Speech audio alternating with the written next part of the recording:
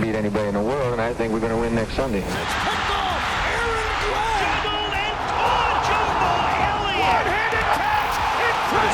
Gets running loose. Rematch. Can't wait.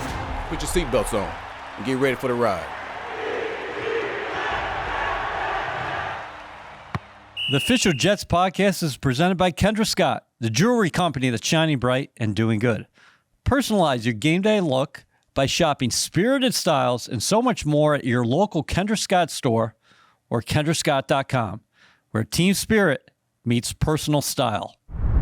All right, fellas, how you guys doing? Baldy, you went with the Letterman jacket again, representing the National Football League. Roger Goodell going to send that check. And Bart, you look good in red.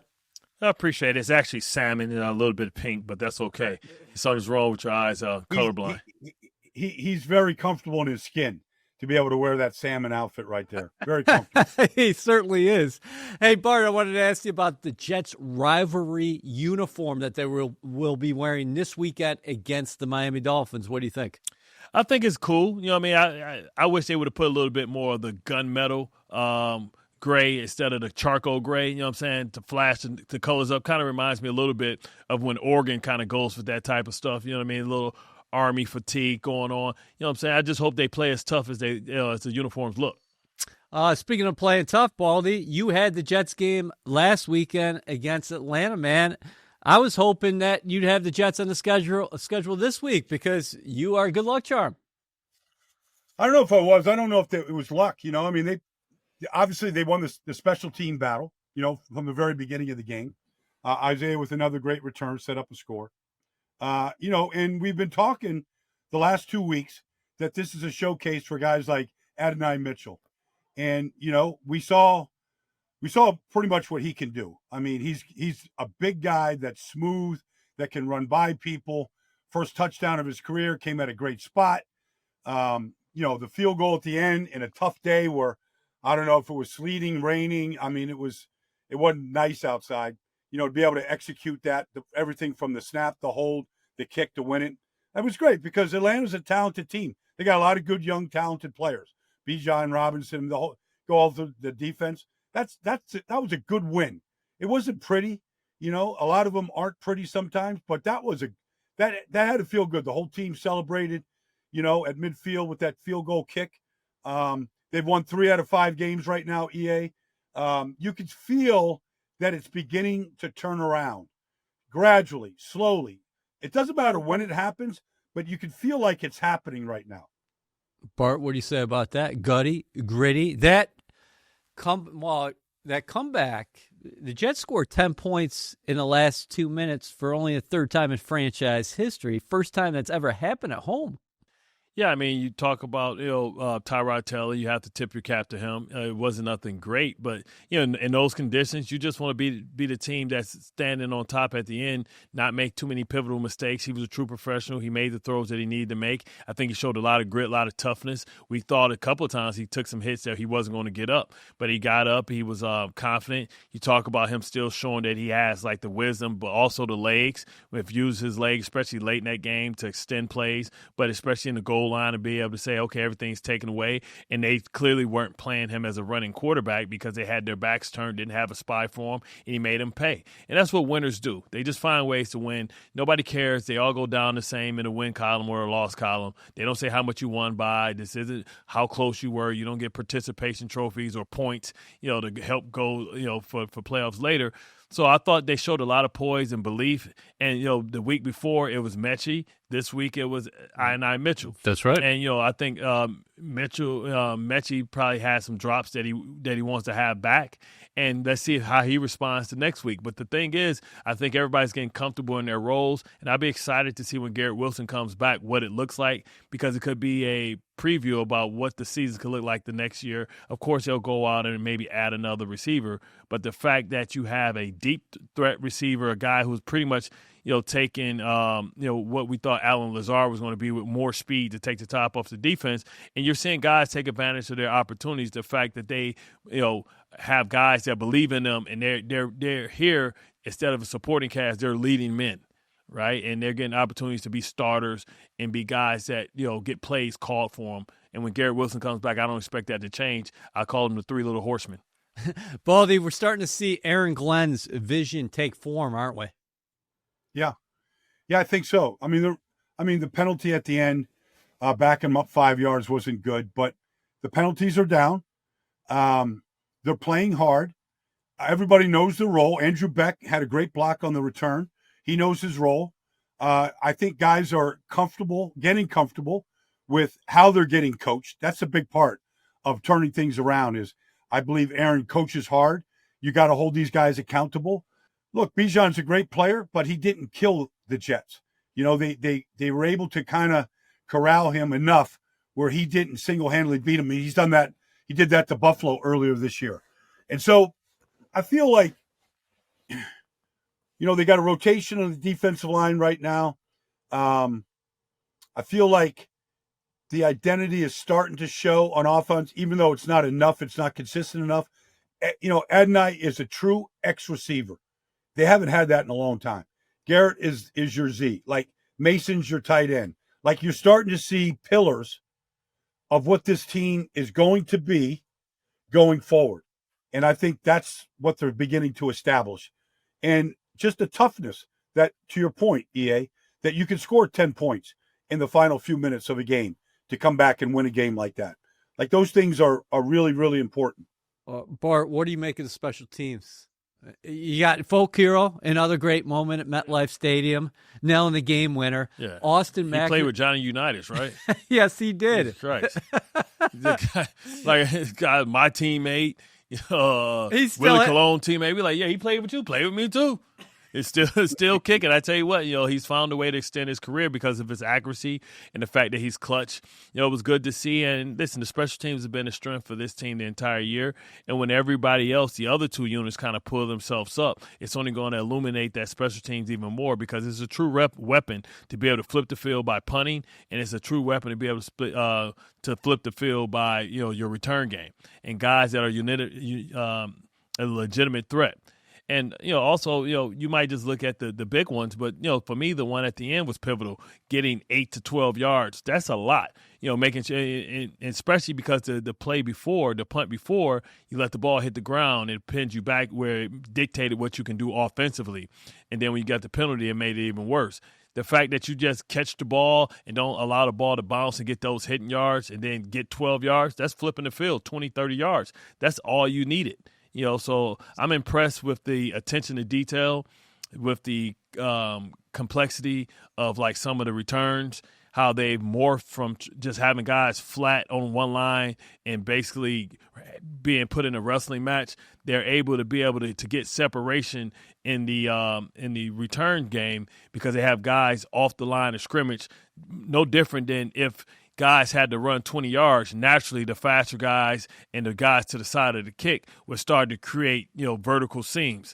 Well, the Jets are figuring a way to create vertical seams by simply blocking some guys early and blocking some guys late based on their formations on the special teams. And that's, you know, it's a design, and that's taking advantage of the rules that we have now and finding a way to be effective to get the same results because you know what you need. You need guys on different levels to be able to have great returns. There's some football 501 for you, Bald. I mean, you really... Well, hats off real quick to Quantez Stiggers. Yeah. Like he had a great game. Yeah. He was a great gunner. He got the punt on the muff punt. He beat his man. They double-teamed him later on. He beat the double team. You know, they had 6 punts, and they averaged 49.5 yards a punt because they eliminated the return yardage. And so that's a big flip of field position. You know, 6 different times in that game. They won the field position battle, and that's always the hidden part to success of a game like that. Yeah, I mean, they've been consistent throughout, guys. Austin McNamara, you mentioned Stiggers coming up with the fumble recovery, of course, but McNamara, the Jets moved on from Thomas Morstead, an accomplished punter, and they brought McNamara in here. He's played at a Pro Bowl level throughout. And then you guys have talked about Stiggers. Well, the Jets thought they were going to be able to depend on Chris Boyd, who was signed in free agency, Irv Charles, who unfortunately is coming off injury, so he hasn't been able to play this season. Kene Nwanwu has been dynamic from a kick return perspective. Mm-hmm. Isaiah Williams, what a story he has been. And then, you know, you talk about other guys like Isaiah Oliver providing leadership. You had Marcelino McCrary-Ball, who's the special teams captain, who was out for a while as well. Baldy mentioned Andrew Beck. I mean, it's like everybody's producing. And this is a first-year coordinator, Chris Banjo. Well, if you let Westy tell it, that's just how he trained him. You know what I mean? So that comes with the territory. Yeah. How about Isaiah Williams? The last time he played the Miami Dolphins, the Jets host the Dolphins this weekend, he was left for dead as far as what his future was going to be with the Jets because, unfortunately, had the fumble on the kickoff return. Also, Fair caught the ball inside his own 5-yard line, and he has worked his way back. And he's been so dynamic as a return man. And he's also earning reps on the offensive side of the ball. Right, and he's producing there. So, I mean, he's earned that time. Baldy, what do you make of Isaiah? Well, I mean, look, he's a key contributor right now, week in, week out. And he's a weapon. And I'll be interested to see just how the Dolphins handle it. Because, like, I was watching the game last night, and why would you punt to Marcus Jones? Like, why would you do that? And he made him pay. But that's what great returners do. They make you think about alternative ways to get the ball, in play. And if they make you think like that, then you have to be able to adjust if they do adjust. So I think he's making these opponents right now rethink. I think, if Raheem Morris had to do it all over again, I don't think they'd be punting to Isaiah Williams in that situation. They'd directionally punt it out of bounds, and they wouldn't let him go 83 yards and flip the field like they just did. So I think he's changing the way teams are going to game plan and approach the Jets right now. Adonai Mitchell, Bart, sixth Jet receiver whose first pro touchdown, came from 50-plus yards out. That was his first career 100-yard game. What do you make of his production? Because we saw Mechie early on, those first couple games, and now you're seeing Mitchell come on. I mean, a lot of times you don't get the productivity and the recognition that you deserve or that you're capable of, not because you aren't capable. It's because you don't have the opportunity. And, he came in with high expectations and, things happen. He got stuck behind some really good football players and, he unfortunately, dropped the ball, and sometimes you get that scarlet letter there. You get branded with that. And that was his first, career touchdown as well. And, what better way to have a touchdown than have a touchdown on, a 50-yard bomb, right? That's kind of like telling everybody what we already knew, that this guy is a threat. And he can, in the future, be one of the better receivers in his league, one of the better deep threats. I mean, you look at where he left. He left a guy, Alec Pierce, that was a big play threat. I think probably has the greatest or the highest yard per catch right now in the NFL for the last couple of years. Well, I think that Mitchell can be the same way. He's big, fast, and you saw his ability to separate, even against Gonzalez the week before when he first came in. That's right. They had the inside fade that if, Fields throws the ball in front, he's hitting his head on the goalpost 2 weeks earlier.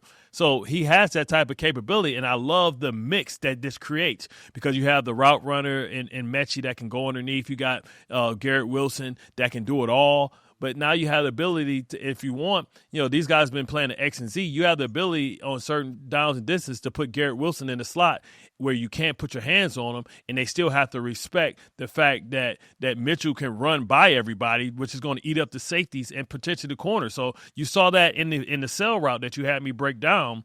Pretty much what it is, just a 3-tiered route, but it's all led by the fact that Mitchell, that you have guys that can take the top off the defense, multiple guys that can take the top off the defense, which gives you vertical space and it gives you horizontal space. So you have all 53 wide, and now because he's able to take the top off the defense, that gets you 40 to 50 deep. So that creates all type of voids for underneath and for the route runners. And Mason, should be able to eat off of that. Garrett should be able to eat off of that, and Mechie should be able to eat off of that. Yeah, Baldy, space. That's the key word here, is that he's going to open things up. Mitchell's opening things up for Garrett Wilson down the line. But in the short term, number 20 as well, because, hey, what are you going to do? I mean, against the Jets, they want to run the football, but if you're going to load that box, you're playing with fire. I think so. They called 2 plays for him on third downs in that game where he came across the field in motion and then just ran, a speed out, one for, 15 yards on 3rd and 11 or 3rd and 9, another one on a shorter route, but still he's very smooth coming out of his breaks and he comes back to the football. He doesn't like hang out there and allow the defender to really attack him. So he's got some fundamentals that are really good. And his body, like he comes out of his breaks smooth. He's going up against, A.J. Terrell. He's a good corner. He's been a Pro Bowl corner, but, he's separated from him and he can run by you. So I think Miami will look at that certainly this week and they'll be a little bit more cognizant of it. But look, when you get a true X receiver that can beat you deep, it usually opens things up underneath, whether it's the run game or whether it's the check down game or, whether it's just your short game or your quick game. It opens things up. You've got to be cognizant of it. And I would think that, he's going to get a lot of attention because of it. Miami doesn't have a number 1 corner, but the teams like New England that do and Christian Gonzalez, down the stretch until Garrett gets back, he probably is going to get the number 1 corner out there, which can open things up for other guys. The draft capital is exciting. There's no doubt about that. When you're talking about that trade, Sauce Gardner, a very talented player, goes to Indianapolis. You get a pair of first-round picks. But I think a lot of people early on, at least, were thinking, okay, Mitchell will have to see, how this progresses. To Bart's point, buried on that depth chart in Indianapolis, now he just comes here.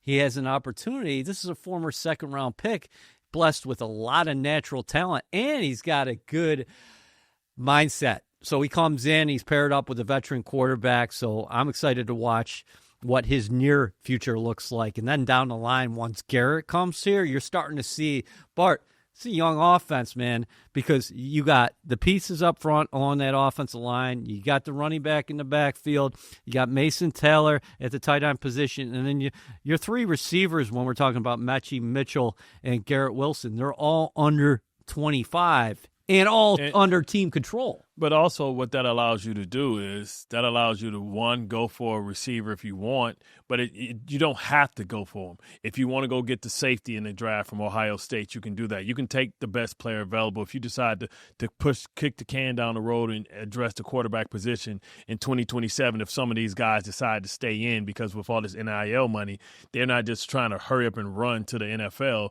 because that kind of holds guys in more. Also, if another Taiwan breaks loose. Now, I understand that Mason Taylor, but you can always have 2 great tight ends. Look at Njoku and look at look at Fannin right there. Look at Likely. Look at you need 2 of these type of guys. Mark Andrews. So if you get a guy that's more dynamic than Mason Taylor, then now you have 2 guys that can push each other, right? So and that helps you work the middle of the field. So you just want to get the best weapon for the offense, and that could be a tight end. The beauty is, like I said, about the Ravens and the Kansas City Chiefs, and back in the day, it used to be the Seattle Seahawks under Pete Carroll, that you never know what beautiful thing falls to you, and it's always surprising. I can't believe this guy's here. Well, he's the number 1 guy on our board. We didn't think he'll be here. Right. So and now the Jets offensively, I think, is at that point where they have a pretty good offensive line. If they want to sign Vera Tucker, if they want to bring back John Simpson, they can do that. They have the money and the allocation to do that. But if not, they can draft their replacement. And I always like, in my opinion, when teams draft the guy's replacement, but he has to sit and wait for a year. That way you can work him in, unless he's just a guy that's ready that blows you away in training camp. That's the best way to have it. Have a guy that can be mentored by somebody in that position and then move along later. Baldy, the Jets' offensive line has had continuity throughout. Through 12 games, they've started the same 5. That's the first time that has happened around here since 2012. Well, not only that, it's the only offensive line that has done that in the league. That's right. This year. The only team to start all 5 guys, 12 straight games in a row. So, for a long time, we were like, why are these guys always getting hurt? I mean, it was everybody. It was older guys. It was young guys. It was, maybe they've changed the way they practice. I mean, I don't know. We don't know. Maybe it's just the right guys. But it's just encouraging to see that these 5 guys, and I believe Tippmann has improved to the point where if you want to keep him at guard, I think you can keep him at guard. If you want to, put him back at center, I think he could do. I think you got some flexibility here. And so I feel like the longer, just from experience, the longer you play together, the better you get. The more you see things, the easier it is to adjust, because nothing ever really looks. If Bart freaking, is sitting there at linebacker and I can't get to him, on my inside slant, like I might have to fold to get to him. But if I don't get to Bart, he's going to freaking make the tackle. So just the subtle adjustments you can make amongst your group in order to get things taken care of. Like this week in Miami, that Jordan Brooks, like he'll make every tackle if you don't block that kid. I think he might lead the league in tackles right now. So maybe it's just one of those things in their 13th start. If they can figure out a different way to get to Brooks in a look that, in practice that looked like we could get to him. In the game, we can't put a hat on him.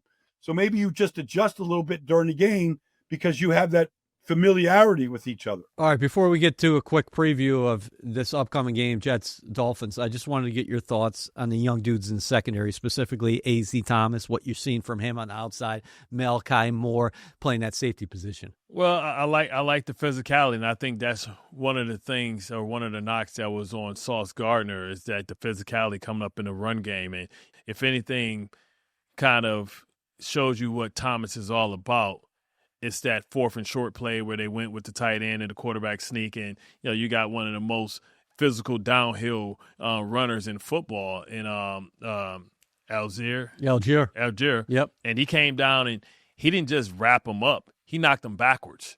So that's what you like to see. And I think, that's intimidating, right? Because sometimes your corners have to be force defenders as well. And, that like you said, crack, replace. How quickly and how enthusiastic are you to come up when the guy is cracking your safety and you got to come out and replace and make the tackle? Will you step on the train tracks when the train is coming through? And you like that physicality because that sends a message that, hey, we ain't candy over here. Like, listen, when we were here, like Crow will get you down. Reeves will knock the hell out of you. You know what I'm saying? So it's one of those things. He was an equal opportunist ass kicker when it came to it. Like he didn't care if it was a tight end, a receiver, or a running back. I'm coming down and I'm going to lay a physical tackle on you. And that sends a message that, yeah, you can crack all you want. We don't have no problem with our cornerback taking the kneecap of your running back out. We all good with that. Ain't nobody on this field soft. So if you're looking for a weak link or a soft person, you got the wrong team, brother. You better put that chin strap up because it's going to be downhill. This defense is scrappy. I mean, listen, Bijan got his yards last week, and Pitts got his yards as well. But to your point, as far as what we're seeing from the dudes in the secondary, they'll come up and play the run, yeah. and they're thumpers, and that's what Aaron Glenn wants. Okay, so let's take a quick break, and then we're going to preview Jets-Dolphins. Gotham City football is coming. Be at MetLife Stadium to see the Jets face the Dolphins Sunday, December 7th at 1 p.m. presented by Avery Dennison. Lock in your seats now at nyjets.com/tickets. The official Jets podcast is presented by Kendra Scott, the jewelry company that's shining bright and doing good. Personalize your game day look by shopping spirited styles and so much more at your local Kendra Scott store or kendrascott.com, where team spirit meets personal style. Baldy, what are you seeing from Miami? They've won 3 in a row, 4 of the past 5. Bart's former teammate Anthony Weaver's doing a good job with that defense because they've really improved throughout the year. But offensively, Tua's got 14 interceptions, and everything's running through Devon Achane, who's having an outstanding season. Well, in this 3-game win streak, I think Mike McDaniel has really adjusted. You've seen a lot of formations you don't see in any other team. Tight ends in the backfield, offensive guards in the backfield. You can see a power pistol formation. You don't know who's coming in motion. Darren Waller is healthy. He's a factor right now. But it does run through Achane, and they're playing much better. They got the right tackle back, Austin Jackson. The left side, Patrick Paul, is enormous. You could beat him in pass protection a little bit, but he's getting pretty good. I feel like right now the run game it's got a lot of misdirection. Your eyes got to be right. You're going to see a lot of pre-snap motions. You're going to see a motion to shift every single play. Every time you motion, every time you shift, Bart can talk about this. Your eyes change. They adjust, and then you got different people going in different directions. And Tua is pretty masterful with all of his ball handling. So being disciplined and knowing where guys end up in the formation is critical and key to defending some of these plays. Achane I think he's the third or fourth leading rusher, but he's also a great receiver. He leads them in receptions and he leads them in rushing. Literally, he's going to touch the ball 25 or 30 times, and he's got elite speed. He can turn the corner like Bijan can, but he is a game changer. And I think Mike McDaniel's done a good job of really building this offense to try and take a lot of the pressure away from Tua and try to limit some of the turnovers that he's been created. All right, Bart, what's the defensive game plan here? Before you answer, Mike McDaniel said this week of the Dolphins offense, at some point we are going to have to execute in the near future, because in the NFL you have success in a phase or success in running the ball, and people will overcommit, and eventually you will need the pass to win. I think that will be a big thing that we will be working on this week. Dolphins are having difficulty through there. Sure you are. Yeah, you're going to come up here in these elements, and we believe that you're going to throw the football. Yeah, right. Guys are going to be having their hand pouches with hand warmers in them. So we know this usually going to come in between the trenches, and if you watch Bijan Robinson, I think they will be encouraged. The only difference is, like, when they do that crack toss and they have the what we call far eye, because they got the fullback offset and they do the crack toss and they force the corner to replace. I don't think our corner will do the Olay move that the Saints did last week and move out the way. I think it'd be straight ahead, no fair dodging, and we'll make them pay the price if they want to have an unblocked player. We'll make those tackles. But, they get their explosive plays from the run. Achane is a home run hitter. You can't allow him to circle the defense. So, I think that you really got to make sure you set edges. You can't be trying to get a sack on a run play. You got to make sure that you sit up and you're going through the man to via the man. You can't be just trying to get upfield, get bend blocked, and allow that tackle to go, bend block you and go run up and hit the linebacker 2-for-1. You got to hit guys thick. When that fullback comes in, it's one thing to say, okay, I spilled it without burying yourself. You got to hit that guy thick with your head on the inside of his helmet. That way you get knock him back and you're able to seal the gap inside with your body and seal the gap on the outside for your body, and then make that ball have to bubble. But you got to go down and tell that fullback, listen, you might want to go tighten up your neck roll, because you keep coming in here, you about to end up without no neck. The challenge is for the linebackers with all the pre-snap movement, and will help. We all call that "you so crazy." That's all eyewash. Yeah. Like, you remember Sean McVay used to do that as well, right? That's what it was all about. They doing all that to run regular traditional power plays. They just want to create that hesitation to set up the block for the lineman so they can get the angle for you. So listen, man, I don't care nothing about that out there. It's guys that got the force. My job is to make sure I'm inside out to the football. I can care less about all this, power. And if you want to get a couple, if you want to get a couple jet sweeps and beat me around the corner once or twice, have at it, buddy. But I know that the meat and potatoes are the power, the wham, the whoa, the boss, the outside zones, the crack toss. You can miss me with all this other trickeration stuff. I'm going to come downhill. I'm going to keep my eyes on who they supposed to be on. I'm going to keep on them guards, because the guard's going to take me to the ball and that fullback going to take me to the ball. You can hand that little jet sweep off every once in a while. I'll let the corners and the little hyenas handle that. But these lions in here going to eat. And Baldy, I'll tell you what, our super linebacker here wants to have this game in a phone booth. It's cold weather. We're gonna see how much they want to play, because one thing that happens to them shoulder pads is some things get nice and stiff, nice and cold, and that ground get nice and cold. And if it's a quarterback, you may get in trouble. But man, if you take one of these running backs or tight ends, you pick them up, you dry that shoulder, dry that head into that frozen hard ground. That'll be a little worse for wear. Offensively, Baldy, Tyrod got it going in that second half. How can the Jets carry that momentum against a Dolphins defense that we've talked about is playing an improved brand of football? Minka Fitzpatrick's still back there, and Rasul Douglas, it's going to be interesting to see where they put him this weekend. Obviously, he had the interception against the Saints, Tyler Shuck. Rasul Douglas has been in this league a long time. He's a big corner. He's his own corner. He was drafted where he was, and he's on his fifth or sixth team for a reason. Like, he doesn't run great, but he's excellent in zone coverage. He's got good eyes and good instincts. So that's what you're going to get from him. You're not getting any press man, but, A.D. Mitchell can run right by him if given the opportunity. Their secondary is not very good. The front has gotten a lot better. I think, Weaver's done a good job of really coaching. there was a time they couldn't stop anybody from running. But those two linebackers, Brooks has really understood how to play with his defensive line. Their run fits are very good. They got some, a young pass rusher and Chop Robinson had a good game last weekend. They got some guys that can get to the quarterback. Zach Sealer inside has been a problem. He's been a 10-sack guy before. So they've got some guys inside that can also get to the quarterback. But, I don't think that there's exotic blitzes that you see from some other teams. I mean, that they're pretty basic. They're going to send a fifth linebacker, to kind of balance out the rush and maybe limit Tyrod from, scrambling like he did last week. I expect to see some of that stuff. But, I feel like this is the week that the Jets should get their first interception. Tua is going to put two up for grabs. He just does. He sails balls because he doesn't see real well from the pocket.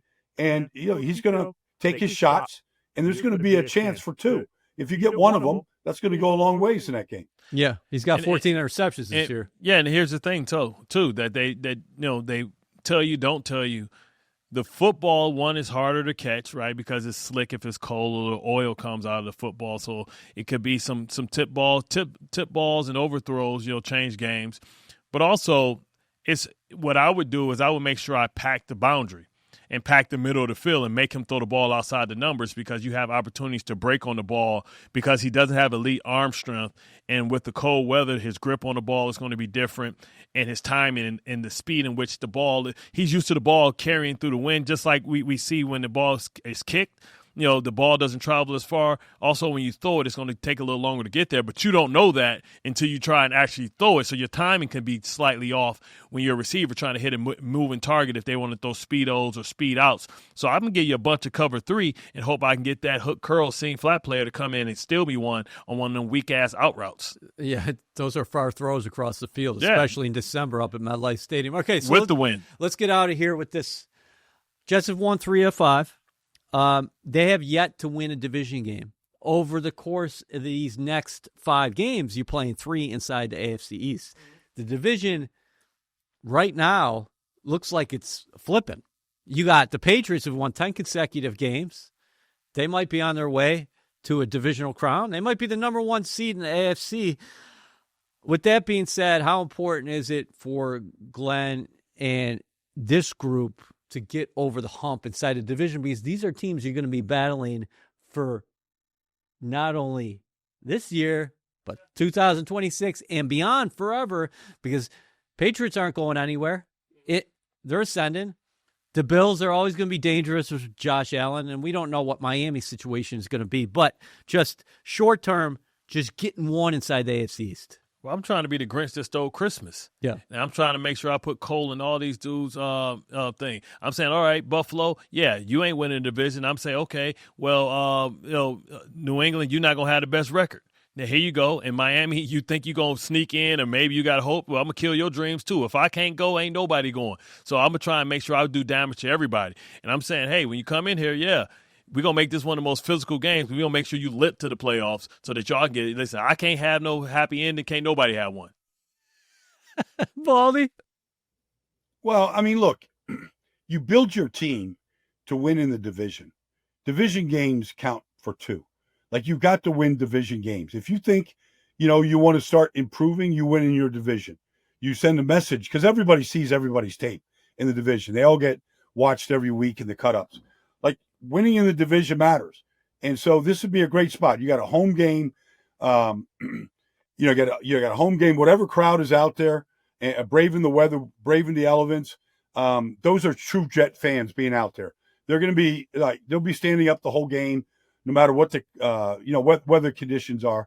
Like, winning in your division is important. And maybe it's time to send that message back to Mike McDaniel in that South Florida group that maybe this isn't the right regime going forward. Right now, they're feeling pretty good about themselves, that they can dig out of the hole. But maybe you should just stop that and stop that celebrating that they're doing down there. All talking big for winning 3 in a row and beating the lowly Saints like they did. Like, this is the time to go put an end to that. Yeah, it's an extremely winnable game for the Jets. And they can make it 4-6 before they go face Jacksonville the following week. And then after that, it's a date with the Saints in New Orleans, a team who has won 2 games to this point, and then you will get a shot at the New England Patriots. So AFC East landscape is changing. I think the Jets are on the scent. We know the Patriots are so far this season, and the Buffalo Bills right in the playoff hunt as well. We're going to have to see how it all plays out. Great stuff as always, Baldy, with your Letterman's jacket, and Bart coming out here. Going to fresh off the homecoming game. Bart coming out here with the salmon sweater. Again, man, I'll tell you what, you're in good shape for December. You can give us a few snaps on Sunday. Well, I'm about to go straight to the gym. If they paying, I'm playing. Okay. I mean, I know Ragnar couldn't get it. I think both my hamstrings are good. Yeah, that was some physical that Frank flunked on. All right, boys. Bye, guys.